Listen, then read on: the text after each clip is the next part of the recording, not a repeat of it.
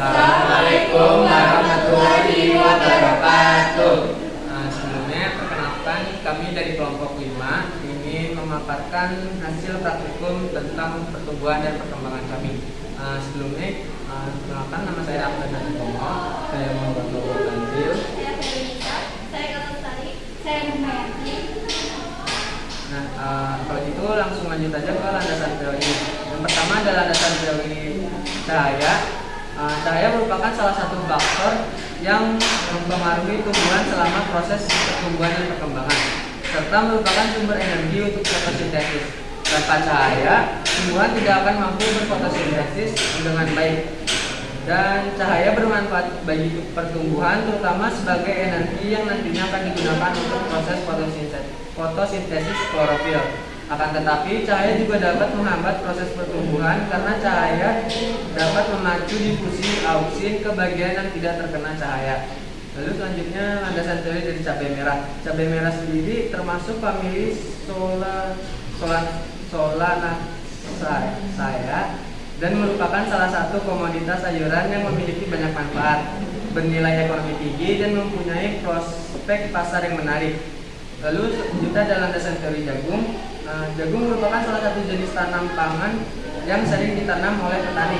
Tanaman jagung termasuk golongan Spermatophyta kelas Monocotyledon, Rhodograminae dan familia Graminaceae serta Genusia.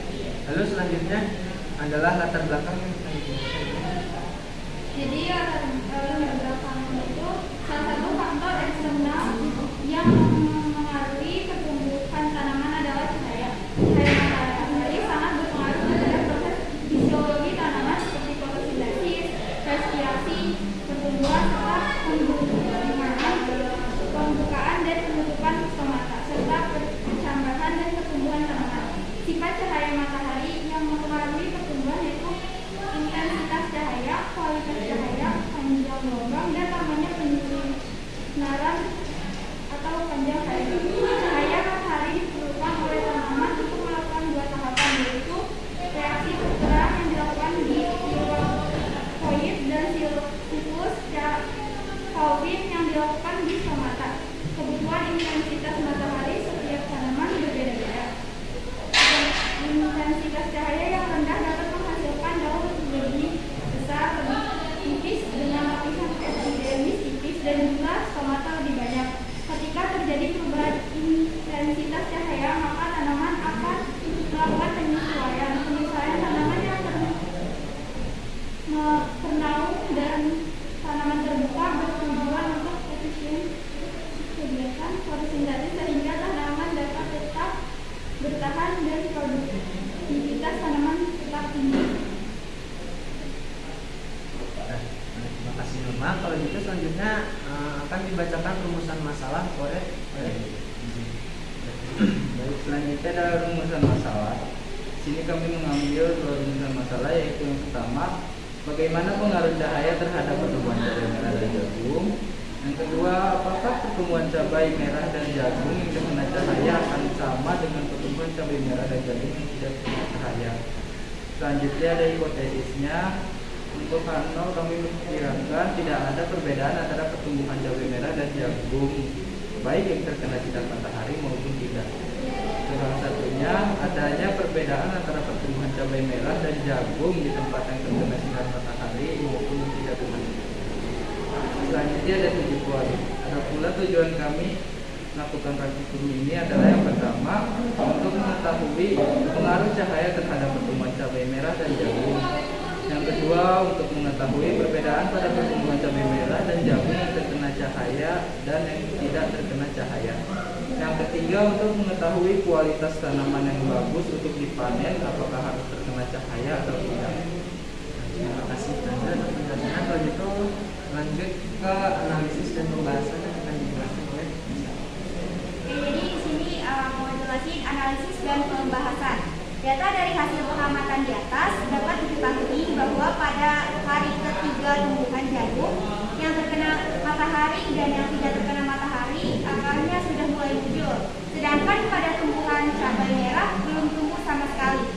Pada hari keempat tumbuhan jagung yang terkena sudah memanjang dan tidak terkena matahari sudah membentuk batang dan daun. Sedangkan tumbuhan cabai merah belum ada perubahan. Pada hari kelima, tumbuhan jagung yang terkena cahaya matahari memiliki batang yang pendek dan besar, serta daun yang terbuka lebar dengan sempurna. Sedangkan tumbuhan jagung yang tidak terkena cahaya matahari memiliki batang yang lebih tinggi dan daun yang kecil daripada jagung yang terkena cahaya matahari. Untuk pertumbuhan cabai merahnya masih belum ada perubahan juga.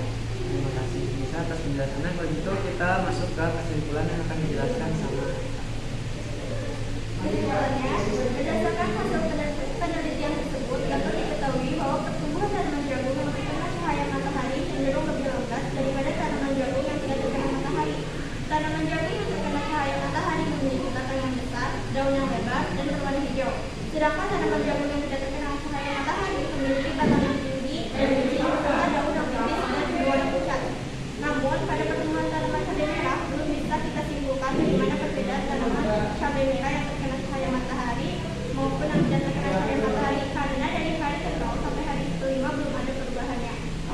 Nah, jadi dapat kita simpulkan bahwa hasil percobaan ini sesuai dengan hipotesis pertama, yaitu adanya perbedaan tanaman cabai merah dan jagung yang ditanam di tempat yang terkena cahaya matahari dan yang tidak terkena cahaya matahari. Hal ini dikarenakan cahaya matahari diperlukan oleh tumbuhan untuk proses fotosintesis. Tanpa adanya cahaya matahari akan terjadi etiolasi, yaitu pertumbuhan cepat dan tidak normal seperti pada percobaan tanaman jagung. Sekian itu saja hasil jurnal dari kelompok kami. Kurang lebihnya mohon maaf. Wassalamualaikum warahmatullahi wabarakatuh.